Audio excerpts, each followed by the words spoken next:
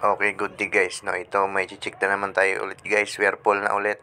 Whirlpool na naman ulit. A4 error guys Yan nagpa-flash sa display niya. Ito pala yung mga inverter guys na Whirlpool. Pag on, pag start A4 error agad. Yan guys, nilabas natin para maliwanag. Check natin dito. Bagong bago pa ito guys. Sa 2 years pa lang daw itong unit na ito.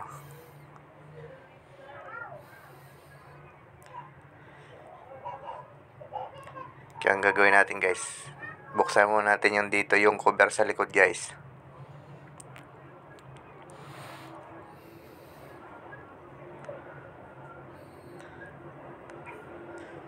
Pagbukas natin dito ng cover guys, ayan guys, yung hose ng water level sensor guys. May ngat-ngat ng daga, nabutas guys. Binutas ng daga yung level sensor na yun, yung hose ng water level sensor.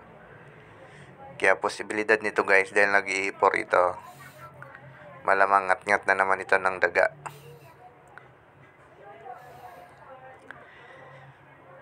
Kasi yung hose ng water level sensor, may ngat-ngat na siya Kaya angat natin yung top cover na to guys, para makita natin yung dito sa ilalim niya, yung mga parts dito. Tanggalin na natin yung mga 4 na screw guys.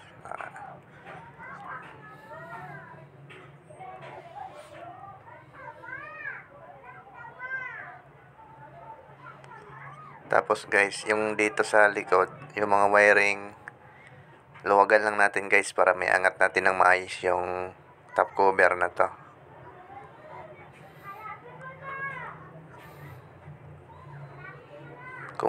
Kung mahigpit guys, wag nyong pilitin kasi baka mabunot yung hose ng water level sensor at saka yung mga wiring guys. Pero baka maputol din. Tulad dito, mahirap pa siya, kaya luwagan pa natin dito sa ilalim. Luwagan pa natin yung mga wiring dito guys. Kasi nakatali lang naman yan Kung baklasin nyo lang, ibalik nyo lang ulit.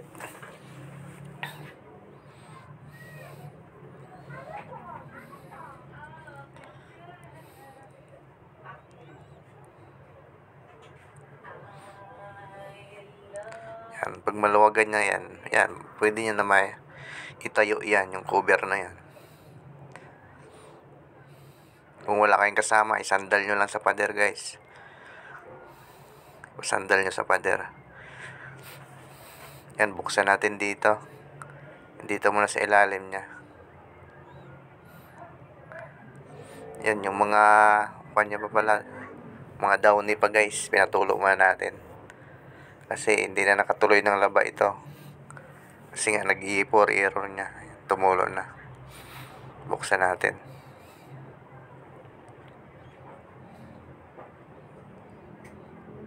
Tingnan natin yung mga parts dito. And guys, pag dito pa lang sa taas, nakita na natin yung lid switch niya, yung sa pinto niya. Pinutol na ng daga. Ingat-ngat na.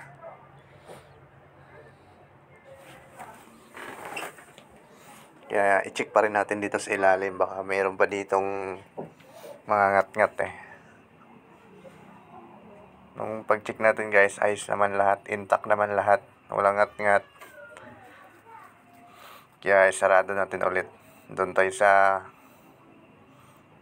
dito tayo sa display board niya.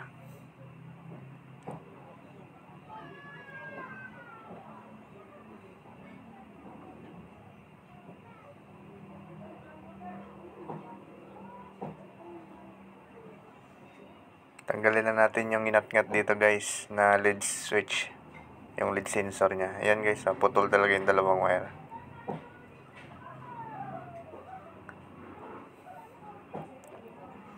Tapos tanggalin nyo lang ilit yung isang screw doon para sa board.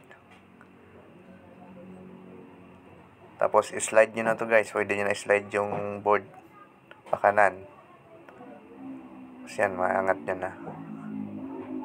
Yan, ito lang talaga guys. Ito lang talaga yung inat-ngat niya, yung pinaka lead switch niya. Ayan Ito lang talagang dinali ng mabait. Kaya ang gagawin natin dito guys, idugsong natin to. Idugsong na lang natin to. Splice na lang natin.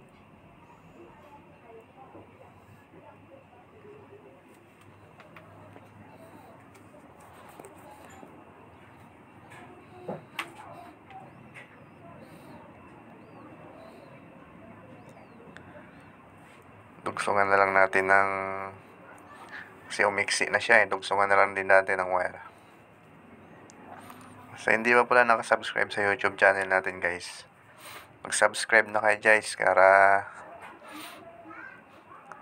kung may sira yung mga washing machine nyo na tulad sa nilalabas natin, at least magkakaroon kayo ng idea.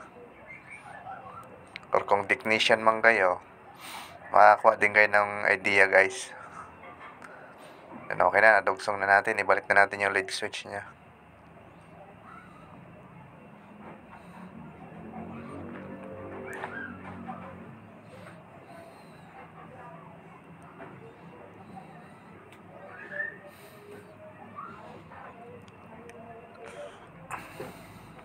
Tapos yung screw dito sa board guys, may isa yan dyan.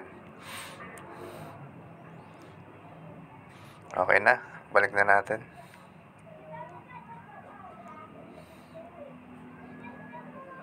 Papansin nyo naman sa unit guys, bagong bago pa, kintab pa. Yan, testing na natin guys.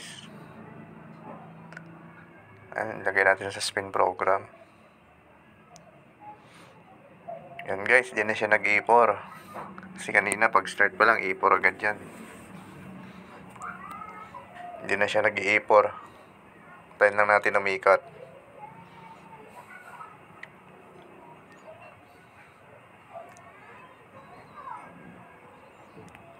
Yan na guys, umikot na siya guys.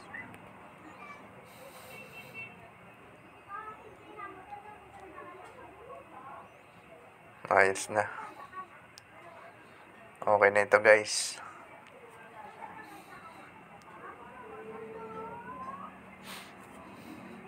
Yun lang yung problema. Ang inat-ngat ng mabait doon banda. Tapos yung pinaka-level, yung hose ng water level sensor guys, pinalitan na rin namin yon ng buo. Kasi pag butas talaga yan, hindi rin magwawash to. Pinalitan na rin natin ng buo. Yan, tinisting na rin natin sa wash guys. Nagkarga na siya ng tubig At saka nagwash na rin yan siya guys. Okay na yan. Okay na ito guys. Maraming salamat sa panonood.